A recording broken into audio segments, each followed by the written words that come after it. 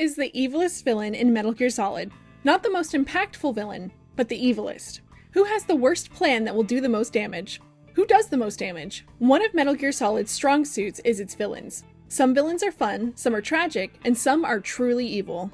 I wanted to challenge myself by boiling down all of MGS's villains to the 3 most evil ones, and it was definitely a challenge. Let me know in the comments who you'd put as your top 3 evilest villains. Heads up, this video will have spoilers for Metal Gear Solid Peace Walker and major spoilers for Metal Gear Solid 5.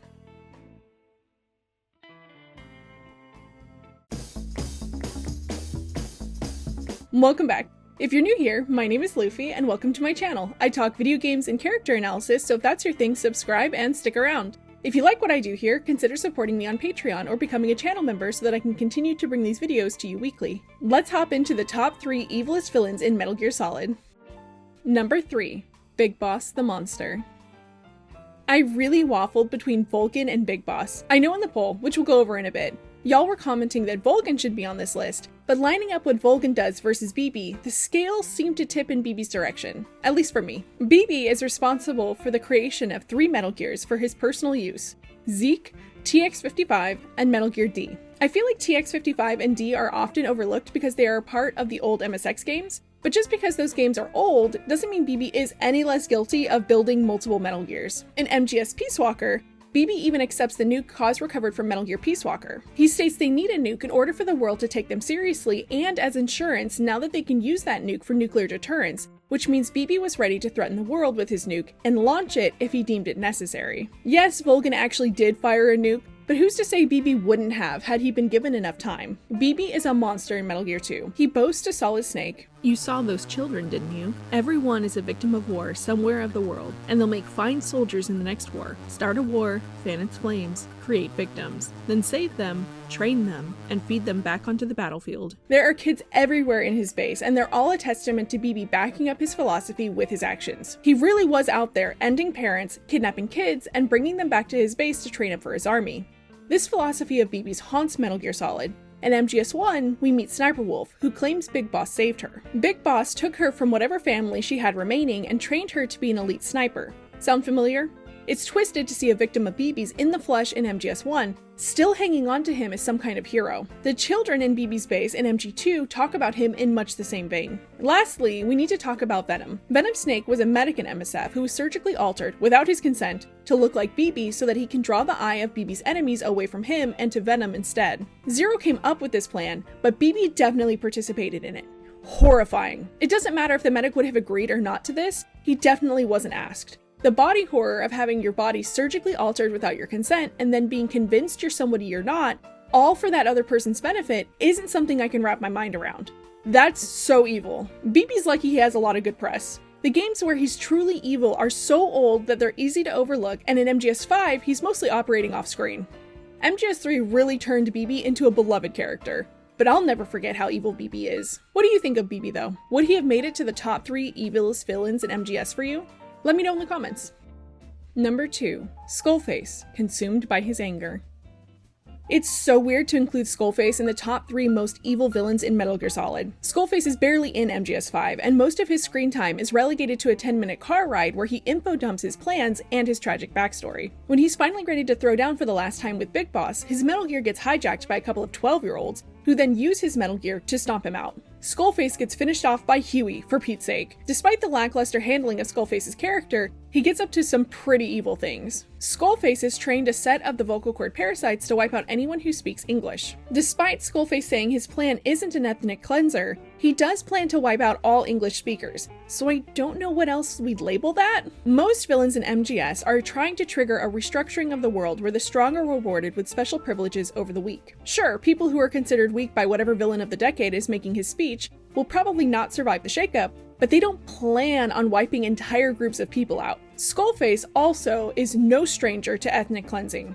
Skullface needed Code Talker to alter the vocal cord parasites so that they'd attack their host that spoke the target language, and when Code Talker refused to work on the project, Skullface threatened to wipe out the Navajo. So I don't know if Skullface is trying to save face when he tells Venom he's not into ethnic cleansing or what, because he definitely is. This alone already puts Skullface right towards the top of the most evil villains in Metal Gear Solid list. Like most MGS villains, Skullface is into nukes. Instead of developing nukes to threaten the world with though, He plans on monopolizing the nuclear supply chain so that anyone who wants nukes in the world has to go through him first. This means he'll control which countries have access to nukes, meaning he'd control the balance of power in the world. If a country gets on his bad side, they can say bye-bye to nukes and their nuclear deterrence. Skullface's plan for nukes is definitely a step up from any other MGS villain's plans for nukes, which edges him further up the evilest villains list. Lastly, Skullface tortures Paz and Chico in inhumane and horrifying ways to get information on Zero and BB. We're not going to go into detail on how he tortured them, but it was the sickest example of torture we get in Metal Gear Solid. And if that wasn't enough, he then implants 2 bombs inside of Paz, one in her stomach and one somewhere far worse, to assassinate BB when he inevitably rescues her and Chico. Skullface is a monster, there's no doubt about that. He's willing to do horrifying things to further his own evil goals. My only hesitation about putting him on this list is that most of the horrifying things Skullface does happen off screen or are recorded in cassette tapes. Can a villain really be considered one of the worst when the worst thing he does on screen is throw a guy down a flight of stairs to break his mechanical legs? In my opinion, yes. Normally I'd say no, but the things Skullface does off screen are so despicable, I can't not put him on this list. What did you think about Skullface? Did you think he had a strong presence in MGS5? Or would you place him on your list of most evil MGS villains? Number 1. Zero the Mastermind. Even the mighty patriots began with a single man. That one man's desires grew huge, bloated, absorbed technology, began to manipulate the economy. Zero is a mastermind. Almost every conflict in Metal Gear Solid is either a result of his doing or is related to him in some way. Big Boss put it best when he explained, The world is born from zero.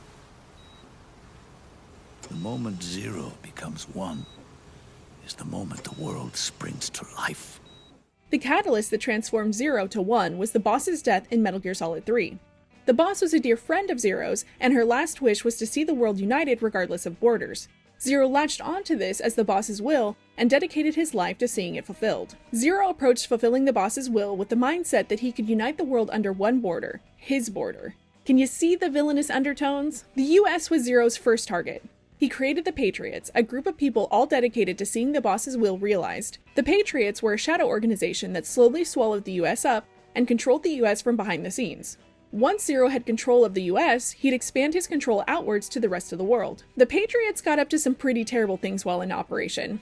The first we'll talk about is the Les Enfants Terribles project. I'm so sorry. Some backstory. BB was thinking about leaving the Patriots over a difference in opinions on how to achieve the boss's will.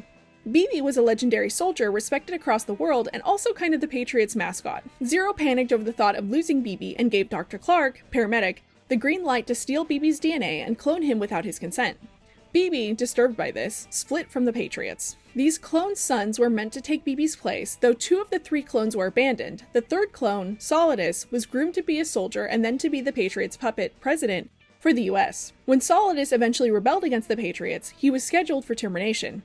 There was no love for these 3 boys. They were used as tools, and when they weren't useful, they were discarded or planned to be eliminated. Cloning people was just the tip of the iceberg when it comes to genetic experiments the Patriots were involved in. Zero supported Dr. Clark's dark work. Dr. Clark, another support team member from Operation Snake Eater, dove into genetic experiments. The Patriots recovered Frank Yeager, a soldier who'd been gravely injured in the Zanzibar land uprising, who Dr. Clark used as a guinea pig in her genetic experiments. She'd used the data she'd gleaned from the experiments on Frank to alter the genome soldiers. These alterations were meant to make the genome soldiers' genetics more closely identified to BB's soldier genes, souping them up and making them super soldiers. Unfortunately, these alterations had terrible side effects as revealed by Liquid Snake, who would later grab control of the genome soldiers. Liquid explains the Gulf War syndrome was a side effect of these experiments, and the Gulf War syndrome is so unfortunate. Symptoms can include fatigue, muscle pain, cognitive problems, insomnia, rashes, and diarrhea. And who knows if these genome soldiers were willing participants in these genetic modifications or not. The Patriots have already proven their disregard for consent, though even if they got it, could the genome soldiers really consent? If it was framed to be a part of their job, not everyone is in a position to be able to quit on the spot. Lastly, Dr. Clark experimented further on Frank and turned his body into a cyborg body. Honestly, Dr. Clark almost got her own spot on this list, but because everything she does could have been stopped by Zero, she's included in this list of everything villainous that's come from Zero. As BB said, 1 becomes 2, 2 becomes 10, then becomes 100. Taking it all back to one solves nothing. So long as zero remains, one will eventually grow to 100 again. Zero is the source of this fountain of evil, and it's Zero that needs to be erased to stop people like Dr. Clark from using his resources for evil endeavors. Not that I'm saying that absolves Dr. Clark, it absolutely doesn't. She's terrible and should have her own spot on this list. Also, we talked about Venom earlier in BB's section, but just to reiterate, Zero came up with a plan to forcibly strip someone of their identity and build them to be BB's shadow to take the heat from BB's enemies. Zero is a dirtbag. He used the boss's dream as an excuse to manipulate and further his own political goals. He wanted control over the entire world, and as BB put it, he's completely unaware of the fact that he led the world to the brink of ruin. Everything Zero touched was corrupted. His organization was the home of a doctor that threw herself into genetic experimentation. Everywhere you turn in Metal Gear Solid, you'll hear of some misdeed enacted by the Patriots. Zero is definitely one of the evilest villains in all of Metal Gear Solid. Your thoughts? We took a poll here on YouTube asking who you thought the evilest villain was, and Skullface solidly won, which I understand why. Skullface really is a gross evil villain. Vulcan came in second place though, and y'all had a lot of interesting things to say about him. Y'all's comments really made me reconsider Vulcan, and I came this close to putting him on this list. Alan Frosty371 pointed out, Skullface wanted to have his big nuke party, but it never happened, so I have to negate points for that. Vulcan, on the other hand, actively nuked a base full of people and gets a disgusting pleasure from torture. Hands down a sick, evil man to the core. Which is very true. Vulcan's the only person in all of MGS to actually fire a nuke, which is what almost landed him on this list. A couple of you brought up how perfect Vulcan's theme was for what an evil villain he is. Pierce Buckle commented, with how nuke and torture happy Vulcan was, it's fitting that his boss fight theme is called Clash with Evil Personified. And Jorge Hanel 8837 commented, Vulcan's theme is Clash with Evil Personified, so of course I gotta vote for him. I can't believe how fitting the title of Vulcan's theme is, and it makes me wonder if I made a mistake not putting him on this list. He really is so evil that even his theme song is evil. Justin W7323 super made me think when he commented, Hideo? I know this is a joke answer, but Kojima and his team made all these monsters, so maybe that means Kojima's the evilest villain in MGS? I'm joking, but it was an interesting thought. Thank you so much for making it to the end of today's video. If you liked it, share it with someone who wants to know more about Metal Gear Solid lore. If you need more MGS content, check out my Patreon or become a channel member. I upload articles I write on upcoming videos or just thought pieces on MGS in general. Or join us in Discord, we're always talking about MGS. More importantly than that though, please take care of yourself and I'll catch you on the next one. Thank you. Special thanks to Nader Najat. Thank you so much for your support.